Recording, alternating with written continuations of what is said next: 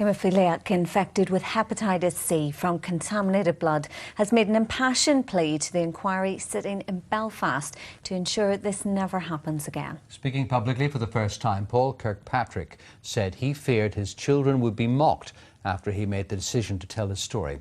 Our correspondent Jane Loughrey reports.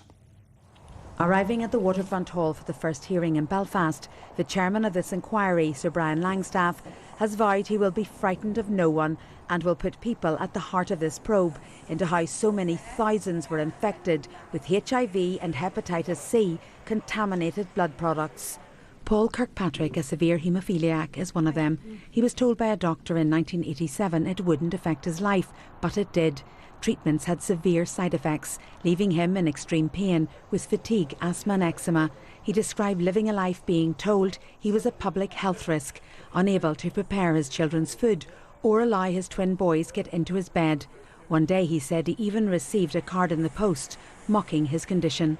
For me, this is a major decision to tell your story in public, because I put, and more importantly, put your kids at risk to get mocked. So I don't mind. I can handle it if people want to mock me, but when the mocker and what affects your family, it becomes a different story.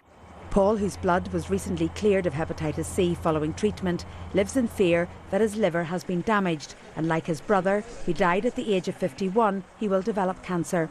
"I have battled away various clouds," he said, "and it messes with your head." I'd like to peel the layers of the onion and see how far back this goes. Who was it that decided that we shouldn't be self-sufficient in bloods? Who pulled the funding from that? Because we can't let this happen again. The other thing that really rocks me is people are still dying. 30 years after being infected, as one in every 4 days, someone's dying from hepatitis C. It could be me. It could be anybody in this room. But why in this day and age is that happening? It shouldn't happen.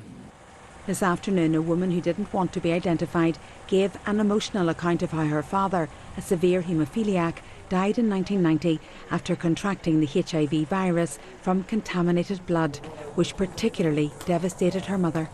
She obviously also had the burden of the secrecy of it all, of the stigma that was attached to it. There was nothing, it was all very swept under the carpet. The medical report refers to my father's amazing resilience, and it's therefore heartbreaking that treatment he depended on exposed him to known and fatal risk.